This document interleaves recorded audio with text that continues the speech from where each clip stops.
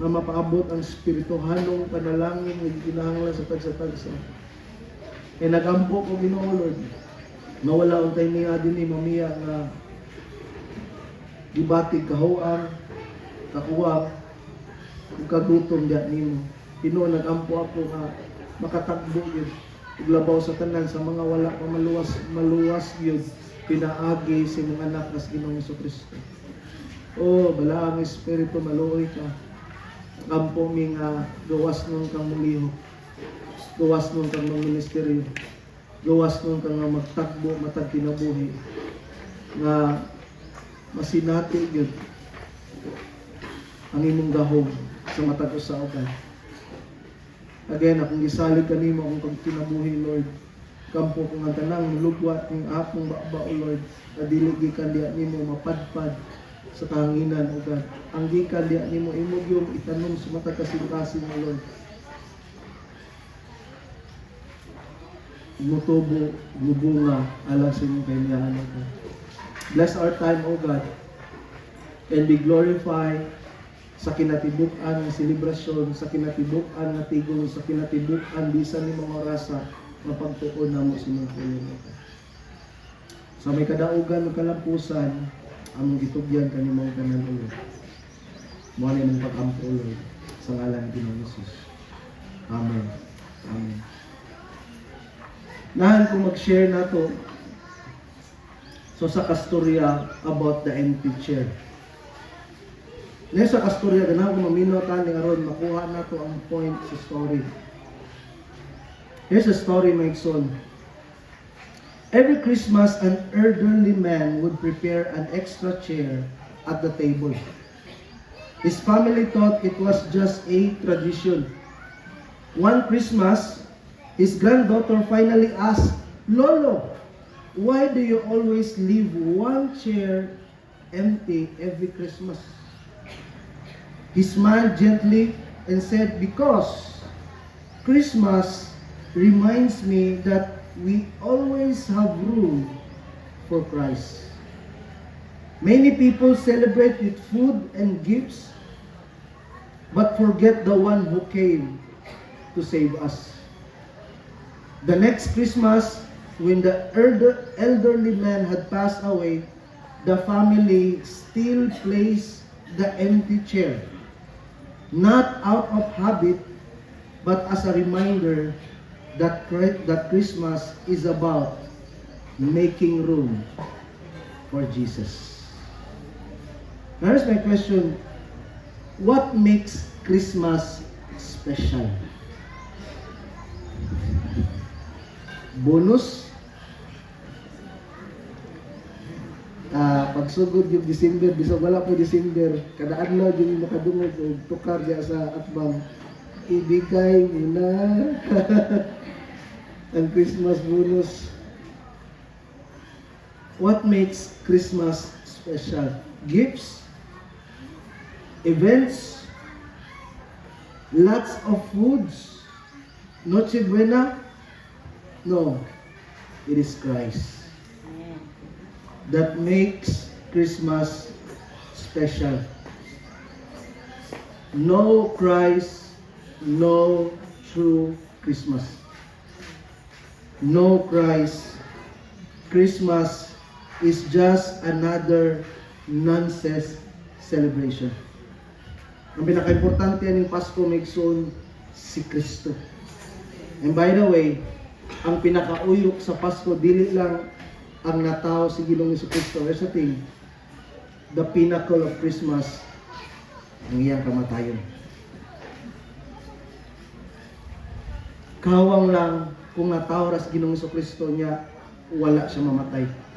Kaya ang pinakatuyog sa pag-anhin ni Ginoong Jesucristo, dili lang siya mataw as a Savior, kundi mamatay din siya sa krus. Para nimo ug nako nga makasasa. Mao nay naka-special sa Christmas. Nga naay manluluwas nga nataw, manluluwas nga namatay din sa krus. Aron ikaw makasasa, makabaton og dapit sa gingarian sa Dios. Amen. So dili ta magdugay, adto ta sa atong pagtuon sa pung sa Ginoo. And ako ning yuluhan tong pagtuon this morning, Jesus Christ, our long-awaited Savior. Our long-awaited Savior. Matthew chapter 1, this is a familiar passage nga ginawali every Christmas. Matthew chapter 1 verse 18 to 25. So this time akong gihangyo matagusan nato agig tahod sa puso sa Ginoo, mamarog ta niya ato ning basahon kini nga section sa puso sa Ginoo Migsoon. So at the count of 3 dungan tagbasa.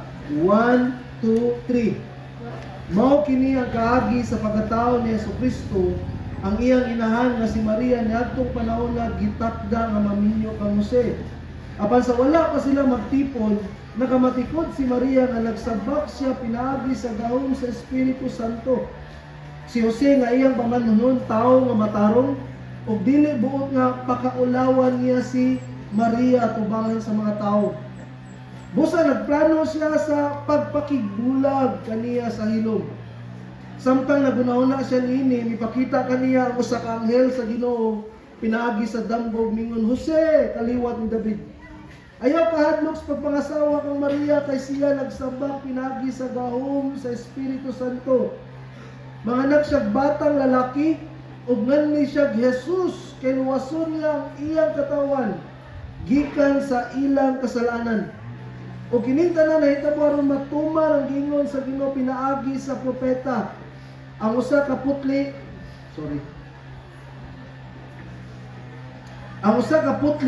nga batan-ong babayi magsabak niya manganak og batang lalaki. Nganlan siya Emmanuel, nga sa ato pa ang Dios aniya uban kanato. Busa sa pagmata ni Jose gituman niya ang gisugo sa anghel gipangasawa niya si Maria, apan wala niya ilabti si Maria hangtod nga siya nanganak o ginganlan niyo si ang bata og Jesus. Magapanglingkod na may magapanalangin ang Ginoo sa ato. Gamay lang nga background sa Book of Matthew, ang nagsulat ani nga libro obvious nga si Matthew. Si Matthew, gamay lang nga background ni Matthew. Si Matthew is a tax collector siya. Nga kung basahon na to, gisuhat niya in chapter 9 in Matthew nga gitawag sa ni Ginoong Jesucristo nga come follow me. Isunod siya and so human ato lahi na gid ang kinabuhi gikan sa pagka tax collector nahimo siyang apostol sa Ginoo. And later on mo ni nakasuwat siya og libro niya nga pagalingon sa Bible. Sa lain nga bahin kini nga libro sa Matthew gisulat ni specifically sa mga Hudiyo nga Kristohanon. Gisulat ni para sa mga Hudiyo nga Kristohanon aron masabta nila ug makaibaw sila nga si Ginoong Jesucristo mao gyud ang ilang ginapaabot nga Misaya. Mao gyud ang ilang gipaabot nga hari sa linya ni Haring David. Mao nay sa mao kanang pinaka-goal ni Matthew nga iyang i-present alang sa mga Hudiyo nga Kristohano na ningatan nga mo iyang recipient ani nga libro nga makasabot sila nga makita nila ang kamatuoran bahin ni Ginoong Jesucristo nga siya ang gipaabot nila nga hari sa linya ni David, nga siya ang gipaabot nila nga Misaya, manluluwas. And obviously ang purpose sa book, again ako nang gingon, to prove sa mga Hudiyo nga Kristohano na nga time that Christ is their long-awaited Messiah. Mao ni ang pinaka-goal ni Matthew nga gisulat niya kining libro ha. E ngani naman sa tong text in Matthew chapter 1 verse 18 to 25, ngani sa tong text what Matthew wants to point here sa atong text, he wants to prove to his audience that indeed Jesus Christ is the Messiah. Now again, kung basahon nimo ang chapter 1, nagsugod ang Matthew chapter 1 og lineage. Gikan ni Abraham hangtod ni King David, hangtod gyud ni Jesus Christ. No? Again, ang lineage nagpadayag na siya nga ang linya ni Ginoong Jesucristo, is He is truly the promised King. Gi-expose sa mong lineage nga siya ang linya ni David, dili lang linya ni David, linya ni Abraham, kundi ang pinaka-point sa lineage is to reveal that Jesus Christ is their long-awaited King sa Israel. By the way, ang mga Israelite, up until this time, expected sila na ang ilang king nga gipaabot, which is ang Messiah, is a political king. So, kwahit ng Ginoong Jesucristo, si Ginoong Jesucristo is a spiritual king. Dili siya political king. Nagunahon na sila ng Messiah nga may muhari nila nga mapuli is same yun ni David nga muhari o murule nila. Pero lahi si Ginoong Jesucristo, dili siya political king, kundi spiritual king. In other words, gusto ni Mateo nga ni nga masayod ang mga Hudiyo nga tinuod gayud nga si Ginoong Hesus mao gyud ang ilang dugay nga gipaabot nga Messiah. So, in verse 1, Matthew verse 1 to verse 17, giprove ngadto nga ang lineage ni Jesus Christ, He is King. Dini naman in verse 18 to verse 25, giprove dinhi that Jesus Christ is the long-awaited Savior. Amen. Amen. So, mujump ka sa tong text. Yun sa man pag-prove, again, ang goal ni Matthew din is i-prove niya sa iyang mga audience, sa iyang mga readers ani nga time, nga si Jesus Christ is their long-awaited Messiah. Gi-expose ni Matthew din nga mao niyang proof nga Jesus Christ is indeed the Messiah. And na mga proof nga gilatag si Matthew in verse 18 to 20 to 25, na siya proof nga gilatag na ni nga pagpamatuod nga si Ginoong Jesucristo mao gyud ang long-awaited Savior nila. Long-awaited Savior niya. Now, giunsa man pag-prove ni Matthew nga si Ginoong Hesus mao gyud ang dugay na nila nga gipaabot nga Messiah. Giunsa man ni Matthew dinhi. Well, first, I have 2 points nga akong i-share na to. First, gipakita dinhi ang proof sa pagkatao ni Ginoong Jesucristo. The proof of the birth ni Ginoong Jesucristo.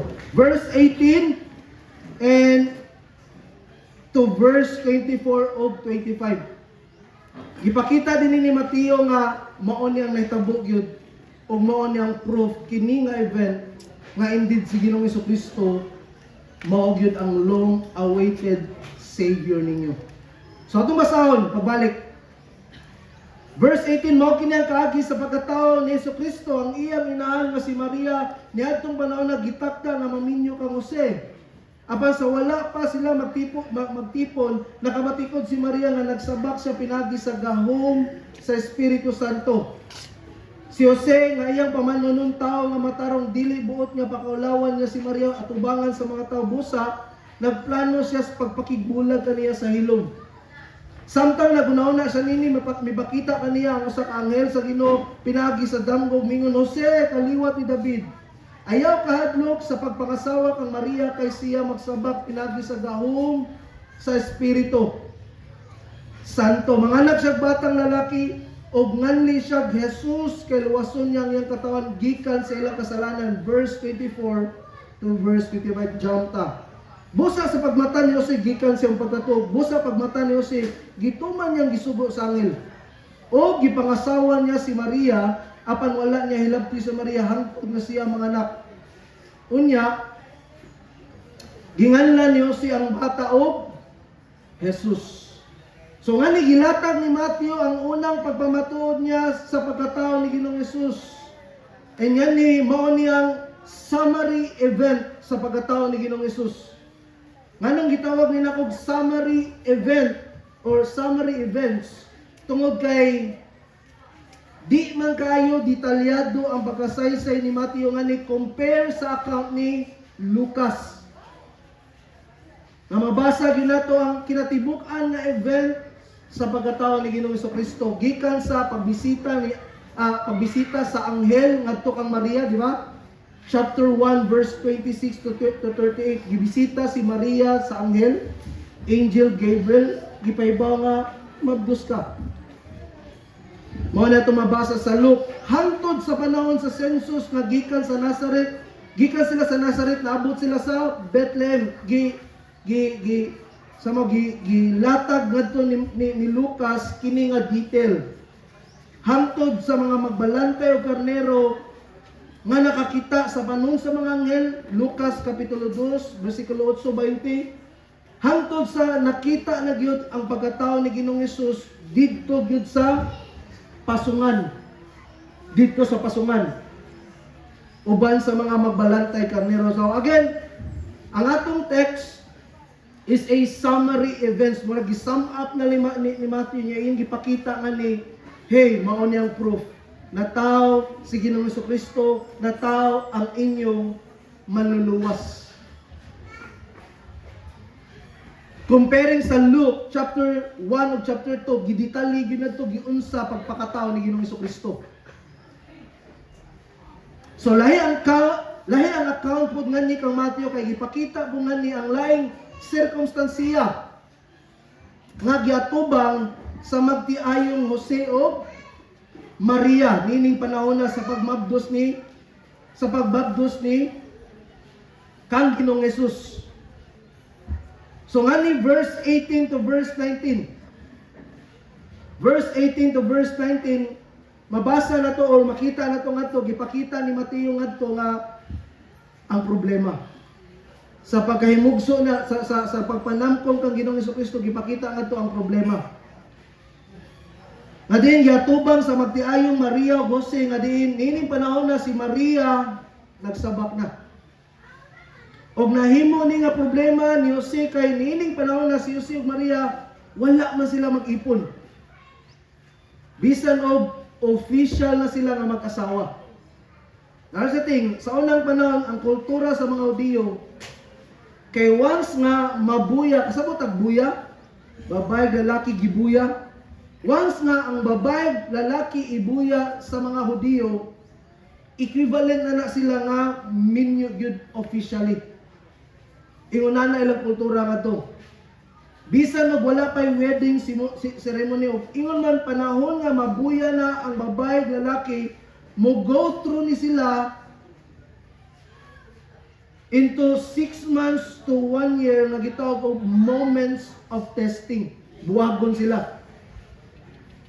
O buwan ni naitabo nila, apan na mapdos lang og kalit si Maria bisan wala sa ilabti ni Jose. Manang sa part niyo si usa ni kainsultong. Amen? Knowing nga lalaki siya nga matarong og mahadlokon sa Ginoo. And by the way, gingon din ni gisgutan din nga si Jose matarong siya. Matarong nga tao. E nga niya ang word nga matarong towards kang Jose, but pasabot ani kay magtutuog yun magtutuog yun si Jose, dili siya sama sa ubang lalaki, kundi lalaki siya nga naagi kahadlok o gugmas Ginoo. Pasalay nga ba, taliwala sa problema nga giatubang nila ning panahon na, o taliwala sa insulto nga na-experience niyo si aning panahon na, nagpabiling yun gihapon nga tarong nga lalaki si Jose, kang Maria, nga din gitinguha gyud niya nga di maulawan o di masilutan si Maria. Kay kining problema man gud nga ilang nga sinatian ni nga tawo nga na mabdos na kalit si Maria, bisag wa sila mag-ipon, gitawag ni siya capital offense nga din punishable ni og stone to death. Aning panahon na mahibawaan si Maria nga nagmabdo siya bisag wa siya ilabti, patyon siya pinagigbatong sa balaod sa mga Hudiyo. So dili ni biro ang problema nga giatubang sa magtiayon aning panahon na, particularly gyud kang Maria. So dini pa lang si Jose napakita na siya. So dini napita sa atong text nagpakita si Jose og kinaiya as a type kang Ginoong Hesus. Unsa man kinaiya? Nga diin si Jose sama pod ni Ginoong Hesus. Ang gibuhat ni Jose din is naglong siya nga ingon nga si Mary nga nagmabdos ani nga time, naglong siya nga dili maulawan ug dili masilutan. Di ba? There's a thing, ang goal po ni ang kang Ginoong Hesus naman, which is as a type toward ni Ginoong Hesukristo. Sama po ni Ginoong Hesus, gikuhaan po ta ni Ginoong Hesus sa kaulawan sa atong sa o giluwas tagikan sa kamatayon tungod sa atong sala. So dinhi pa lang nagpakita og kinaiya si Jose nga which is I believe nakuha ni nga later nakuha ni nga kinaiya kang Ginoong Hesukristo niluta ni kinabuhi ni Ginoong Hesus. Again dili biro ang yatubang sa magtiayon aning panahon na nagatubang sila nagatubang si Maria aning panahon na of life and death situation aning panahon na. But then again, gipakita ni Mateo ani in verse 20 to 21 ang intervention sa Ginoo. Unsa may intervention sa Ginoo? Pinaagi siyang anghel nga di nagpakita kini pinaagi og damgo. Matod pa sa anghel nga dili angay mahadlok si Jose sa pagpangasawa kang Maria kay ang gisabak ni Maria kay lalang sa balang espiritu ug ang ianak ni Maria kay usa ka batang lalaki ug kining bata panganlan og Jesus. By the way, sa English translation in verse 21 naay pronoun nga he ngadto. Naay pronoun nga he ngadto in verse 2 referring to the Lord Jesus Christ, and ang pronoun nga he ngadto is a contrast emphasis ng but pasabot kay si Ginoong Hesus gyud mao ang maluluwas ug wala nilain pa. And take note, ang nagsulti anghel sa Ginoo. So again, verse 20 to 21 gi-highlight gyud ni Mateo kung unsa ka extraordinary ning pagkatao ni Ginoong Hesus nga diin dili ni basta-basta nga diin mismo ang anghel na sa Dios mo'y nahimong involved nga ni. And this is not new aning panahon na sa pagkatao ni Ginoong Hesus kay bisan gani sa Lucas kapitulo 2 niya anghel gyud mismo mo'y nagpahibaw ni Maria hangtod ngani kang Jose ug hangtod sa mga bagbalantay o karnero nga diin ang mga anghel nagmaya. Again makita nato nga ang mga anghel ani nga time visible kayo sa pagmabdos o pagkatao ni Ginoong Hesukristo. Makita na to nga ang pagkatao ni Ginoong Hesus is an extraordinary nga pagkatao. Kay bisa ng mga anghel nag-involve.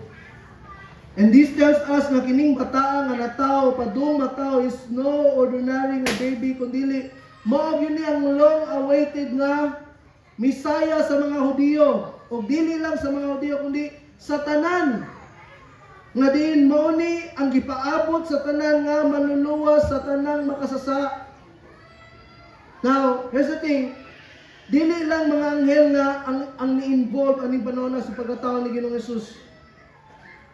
Kay later on in Matthew chapter 2, masahon na to ang Matthew chapter 2, ang ni-involve dili lang anghel kundi ang amahan na gyud.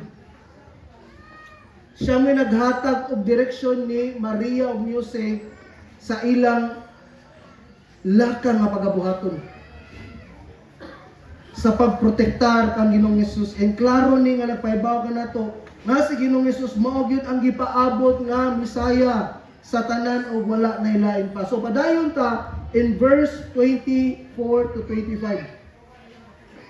Human madungog ni Jose ang gingon sa anghel diha sing damgo, iya gyud ning gituman nga diin gipangasawa gyud niya si Maria ug wala niya hilabti hangtod nga nanganak si Maria ug ginganlan niyang bata og Jesus. Again, ang word Jesus nga ni, or ang name ni Ginoong Jesucristo din ni alone. In verse 18, John 2 verse 24 to 25, gimension ni katulo. And ang word Jesus or Jesus, sa Greek, it means Yehoshua or Joshua. Ambot pasabot, Yahweh saves. Yahweh is salvation. And what is that? Katulog gimension ani nga section. This tells us nga ang emphasis ani is towards to the Lord Jesus Christ. That indeed the Lord Jesus Christ is the long-awaited Savior. Sa tibuok kalibutan. And gani in verse 18, ang name ni Jesus Christ, ang pag-mention sa name ni Ginoong Jesus is in focus, emphasis, ngambot pasabot kay ang focus yun in verse 18 to verse 25, ngani sa tong text, walay lain si Ginoong Jesus. Pagpakita niya nga proof, pagpakita niya nga proof ni Mateo nga si Ginoong Jesucristo mao gyud ang Messiah. So in other words, ang kini nga account gipakita ni Mateo nga, hey, ang inyong Messiah na tao na, ang inyong Messiah mao ni siya, si Jesus. Wa nilain pa. Wa nilain pa. Nagtuo ko mapitang tanang pamilya ta sa karaan nga kanta kanang kanta nga kay nataw na. Unsa? Ang manunubo sa kalibutan. Karaan nga kanta, di ba? Sa makadungog nga ng kanta, unsay dating ana nga kanta diha ninyo? Unsay dating? Unsay dating sa imong kasing-kasing anang kanta diha nimo sa makadungog ana? What's the weight sa imong kasing-kasing? Unsa may dating ana sa imong kasing-kasing? Sa ako alang, for me igsoon, ang dating aning kanta sa imong kasing-kasing lipay kay ko. Lipay kay ko. Why? Try to imagine ang imong manunubos na tao na. Di ka malipay na. Wa gyud mo malipay gyud eh. Ang imong manunubos na tao na. Ang manunubos sa imong pagkamakasasa, ang manunubos sa imong pagkadaotan, ang manunubos sa imong pagkalaglagonon sa impierno, ang manunubos sa imong kinabuhi aron ka makadawat og bag-ong kinabuhi pinaagi kaniya nga atong manunubos. Natao siya aron pagtubos nato mga makasasa. Mo kini murag dili kini klaro kasi tungod na. Ang ganahan ko nga magkanaan ni kabukato sa tong kasing-kasing tungod kay indeed si Ginoong Jesucristo natao siya aron pagtubos nato. Sabtan igsoon, di ka katubos sa imong kaugalingon. Iyon ang pong sa Ginoo ang tanan makasasa. Way taong matarong and nag-require ang Ginoo nga kinahanglan nga bahiran gyud nato atong sa. And kung mo-attempt nga kita mo bayad sa atong sa, ang bayad ka matayon. Walang di gyud ta kabayad. Di gyud ta kabayad. But praise be to God, naay anak sa Dios manunubos nga may nagbayad sa imo ug ako sa Ginoong Hesus. Atong manunubos. Dili lang ni manunubos sa mga Hudiyo, kundi manunubos ni sa tibuok kalibutan. Amen. That's the thing. Angay kang malipay, igsoon kay giani kag manunubos. O dili basta-basta nga manunubos, kundi anak yun mismo sa Dios nga Amahan. Try to imagine, di ta kabayad sa itong mga sa, tungod kay makasasagyo ta, na atay sinful nature, natural yun na ito magbuhat og sa, so what ay hope aning kinabuhiya. What ay paglaom nga makalingkawas sa silot o gukom sa atong pagkamakasasa. And try to imagine, gitumar ni Ginoong Hesus ang kamatayon sa cross aron matubos ka na makasasa. Amen. Hey! Nataw nga itong manluluwas. Nataw ang atong gipaabot nga manluluwas si Ginoong Jesucristo. And dinigi, padayag ni Matthew dinhi, hey mga Hudiyo, mao niyang prueba. Mao niyang matuod, nataho siya. Lalang sa balang espiritu, putli nga babae, ug mauna si Ginoong Hesus. Amen. So that's the first proof nga gipakita ni Matthew dinhi, the proof of the birth. Second proof nga gipakita ni Matthew dinhi, the prophecy of the birth. Verse 22 to 23. O kining tanan nahitabo aron matuman ang gingon sa Ginoo pinagi sa propeta, ang usa ka putli nga batan-ong babae magsabak unya manganak og batang lalaki nganlan siya Emmanuel, nga sa ato pa ang Dios ania uban kanato. So ngani ni padayon si Matthew og dinhi gipakita niya ang proof gikan sa pum gyud sa Ginoo. Ingon nga propesiya kang Ginoong Hesus nga mao gyud niya ang gisaad nga Mesiyas. Kaganina ang proof nga gipakita niya events. Pangitabo nga nataho na si Ginoong Jesucristo. Dinhi naman gidaan niya ang iyang audience nga mga Hudiyo ani nga time sa iyang libro, gidaan niya sa pum sa Ginoo. Hey, mao ni ang proof nga kining tawhana si Ginoong Jesucristo, mao ni siya ang fulfillment ani. Nataho siya niya siya ang Emmanuel. Uban siya kanato. O nga ni gipakita gyud sa propesiya sama sa naitabo gyud ni Maria nga usa ka putli nga batan-ong babae niya nagsabak, niya magsabak, niya mao gyud ni exactly, and it refers to virgin birth. And speaking of virgin birth, importante kini kay nagpahibaw ni nato nga si Ginoong Hesus is really an extraordinary baby sa tanang mga baby. Sahi si Ginoong Jesucristo. Lahi siya, separated si Ginoong Jesucristo sa tanang mga bata nga natawo aning kinabuhi. Sa lain nga bahay naman gi-mention po nga ni in verse 23 nga si Ginoong Hesus nganlan og Emmanuel, nga sa ato pa ang Dios aniya uban kanato. Nang pangutan ako sa ibut pasabutan ni. Morning hands Ginoo. Morning hands Ginoo dili. Morning hand dili. Emmanuel. So this tells us duha ang hands Ginoo. Duha? Sure mo? Isa lang. Puro mo ka duha eh. Ginana ka mo pakadili mo dukaon. Duha o sa? Usara. Niya, usara nga sa Ginoo. Kaya kining gingon din nga Emmanuel, maminaw ta, kining gingon nga Emmanuel din eh, this is just a title towards the Lord Jesus Christ.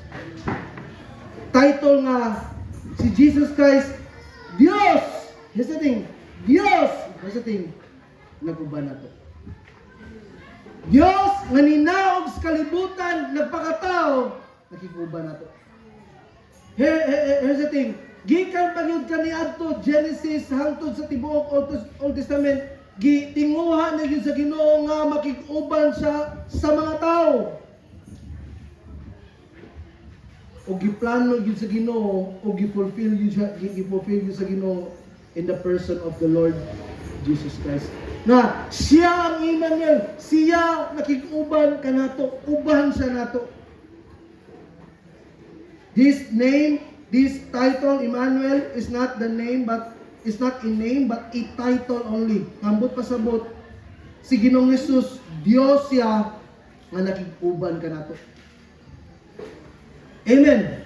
Kaya again, in Matthew, katong gingon ni Sister Elvin, Matthew chapter 9, ginganlan po si Jesus Christ of Prince of Peace. Amen? Ansa pa? Ansa pa? Ha? Wonderful Counselor. Ansa pa? Almighty God. Napangat to, gimension siya, His Father. So again, that is just a title towards to the Lord Jesus Christ. Amen? So what is this for us? Unsa man ni nato Emmanuel laguban ka nato. For us kung pahibaw ni nato nga ang Dios dili siya Dios nga unapproachable o distant nga Dios, kundi Dios siya nga naguban gyud kanato. Sa lain nga bahin kini nga prophecy nga ni in Matthew verse 22, Matthew 1 verse 22 to 23. Ganahan lang ko nga ilakbit ni kadali aron dili sa murag hanging ani nga area. Kini nga propesya kay propesya ni siya nga na-mention minota panahon sa time ni Isaiah. Nga dinhi atong panahon na ang Jerusalem nagatubang sila og grabe nga hulga towards sa nasod sa Israel ug Syria. So ani nga time ang Jerusalem sa time ni Isaiah nagatubang og threat sa duha ka nasod Israel ug Syria. Ug mao na ang Ginoo ani nga time naghatag siya sign sa mga taga Jerusalem. Naghatag siya sign pagpahibaw nga ang Jerusalem dili sila mabuntog aning mga nasura ug ang maong sinyalis mo ang propesiya in Isaiah chapter 7 verse 14 which is kani. Kabahin sa batan-ong dalaga nga manamkon og batang lalaki ug nganlan ang bata og Emmanuel. So here's the thing. Panahon sa Jerusalem na ay duha ka threat. Syria o Israel na naghatag og sign ng Ginoo. Hey, nay babae nga putli nga manamkon ug nganlan og Emmanuel. In other words, mao ni ang sign nga dili mo mabuntog tungod kay kini nga propesiya mahitabo pa ni sa unahan. So in other words, karon naamoy dako nga hulga or threat dili mo mabuntog ani mga tawana. Kay ako paning tumanon kini nga propesiya bahin sa kababayan nga manamkon nga putli ug ang bata nga mataw nganlan og Emmanuel.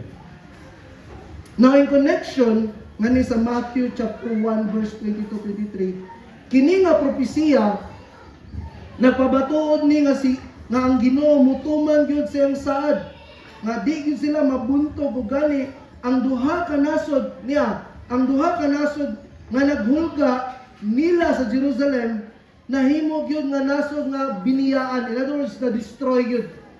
Ani nga time ang Jerusalem na lang, wala na Israel ani nga time. Destroyed na. Ug ang Syria ani nga time. Nahimo gyud nga biniyaan nga nasod sama gyud sa gingon ni sa Ginoo in Isaiah chapter 7. Try to imagine ani nga time sa time ni Isaiah hangtod sa time ni Jesus Christ is equivalent to 700 years. Time ni Isaiah hangtod sa time ni Jesus Christ 700 years. Here's the thing, ang propesiya gituman gyud sa Ginoo. Bisan sa kataas o kadugay sa panahon 700 katuig gituman gyud niya. And this tells us nga ang Ginoo gyud siya nga mo fulfill gyud sa mga propesiya nga gipahibaw na niyang daan bisag unsa pa kadugay basta kay tumanon gyud niya ang unsay gipahibaw niyang daan. And this includes sa mga propesiya sa mahitabo sa unahan in the future. Particularly I'm saying in the book of Revelation. So, unia ka wala pa kakabasa sa book of Revelation, I encourage basaha aron makaibaw ka unsay mahitabo in the future. Here's the thing, wala ka na mahitabo o mahitabo na in the future. We don't know pila ka tuig na mahitabo, pero I am very sure mahitabo na sama nga kani gituman sa Ginoo 700 years gifulfill niya na tawag gyud si Ginoong Hesus. Our Emmanuel, our God who is with us. So balik ta sa tong text. Giprove ni Mateo nga kining event nila ni Maria ug Jose is not an accident nga nahitabo, but indeed it is a fulfillment sa most awaited nga Savior, and that is the Lord Jesus Christ. And that He is the Emmanuel. He is the God who is with us. Now, Jesus Christ is the Emmanuel, the God who is with us. Now the question is He with you? Amen. Is He in you? Naaba sa nimo? Amen. E sa ting, mamiss nimo ang celebration sa Pasko. Kung wa, sa imong kinabuhi, si Ginoong Jesucristo. Hello! It's good makadawat ang mga pinaskuhan. Kung trabahante ka, nakadawat ang bonus. Di naka-compare sa persona nga gi-celebrate sa itong panahon karon nga si Ginoong Hesus. Aminaw, gusto ang Ginoo nga makig-uban siya diha nimo. Gusto ang Ginoo nga mupuyo siya sa imong kinabuhi. Gusto ang Ginoo nga siya di mo hari sa imong kinabuhi mo nang He is with us. Gusto siya makig-uban nato. Gusto siya mag-uban sa itong mga kinabuhi. Sigurado alam yun nga naalas Ginoong Hesus sa imong kinabuhi.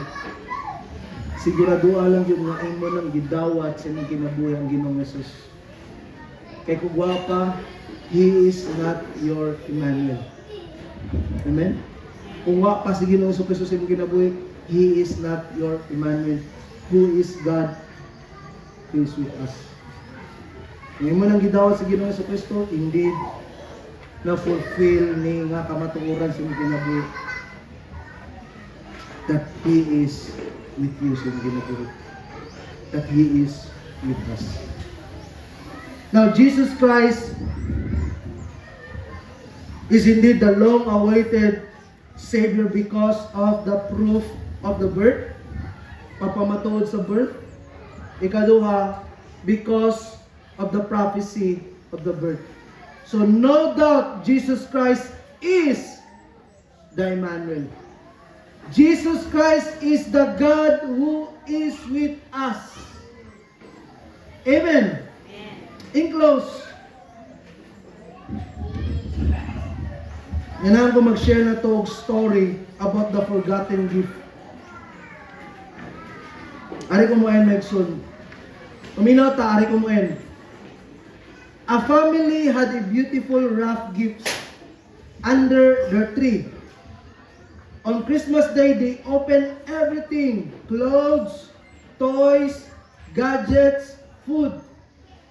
But one box was left unopened. It had no name on it. Weeks passed, and finally the mother opened it out of curiosity. Inside the box, or inside the gift, inside was a simple card that read, "My gift for you, Jesus."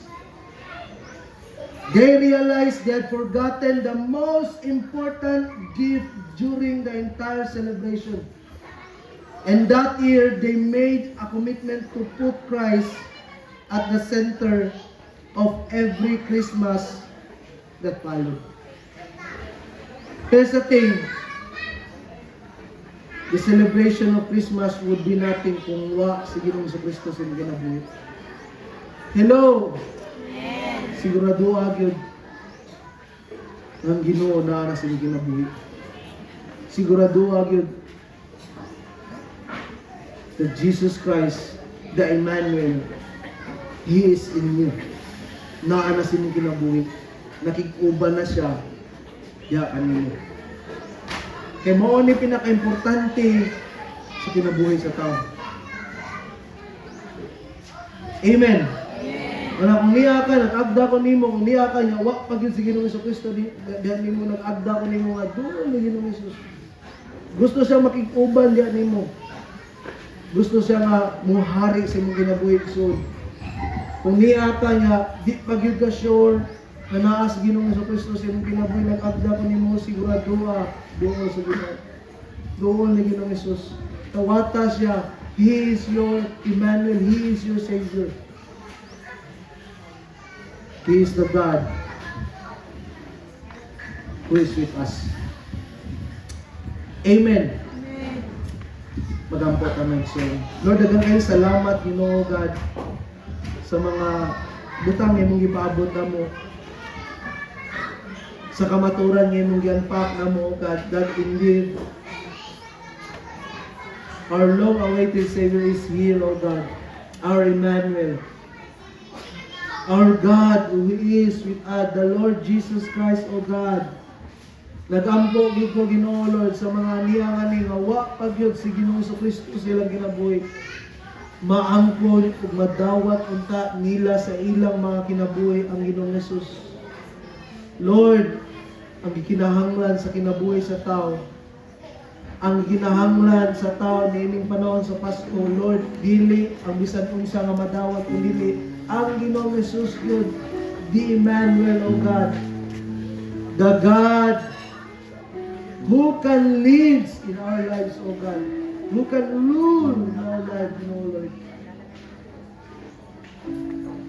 The Lord Jesus Christ. Nagampo gid og Ginoo, God, nga mga butang imong gipabot dili nimo labay kawang, ang mga butang imong gi-address ta mo, Lord. Lord, magpabilin sa matag usa ug mulihok sa matag usa ug mutukmod sa matag usa nga mangandoy sa Ginoong Hesus, O God. Oh, isama ni Ginoong Hesus. Labihan ka mahimayaon, labihan ka halangdon, labihan ka bahagyanon ni Ginoong Hesus nga labaw siya sa tanan nining kinabuya. Mo ni sarang nga maangkon sa tao nga labaw sa tanan ning kinabuya, O God.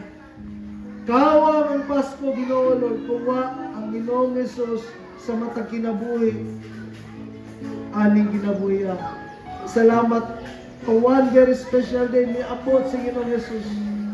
Gidawat na mo ang Ginoong Hesus ug siya ni naghari and He is with us kanamo, God. Kaya ko ni mong ngalan, O Lord, nagampo dito nga ang tanan wa makaduol diyan nimo, nga ang tanan nga nakaduol na naanas Ginoong Hesus makapadayon, makalahutay, because your Son, the Lord Jesus Christ, is with us, O God. Lahi ko ng imong ngalan, Lord. Daghang salamat sa kadaugan, O God. Bisan sa among pagpadayon, sa among pag-commemorate, sa among communion, O God, andama among kasing-kasing, and even among mga nahuna as we partake this. Lahi ko ng imong ngalan, O Lord. All glory, honor, and praise belongs to you alone, O God. In Jesus' name, amen. Umarog ta for our communion, my soul.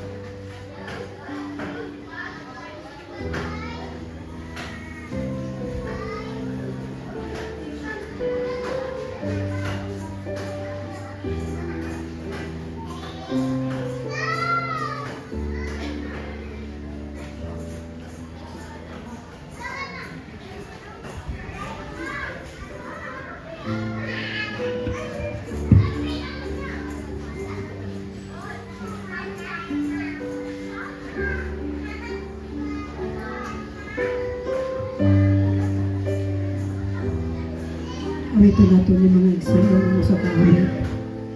Panuod nato. Sa pangalan sa atong Brito Diyos. Namatay siya sa ibabaw sa krus. Tungod sa atong mga sala. Morning. Atong i-celebrate karon yung takla.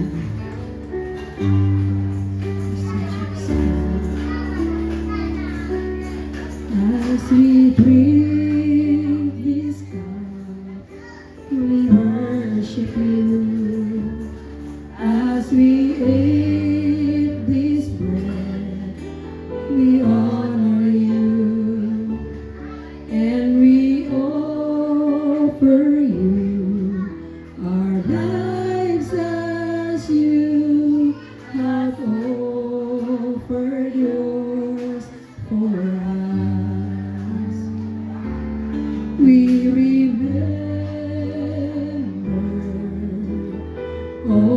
Then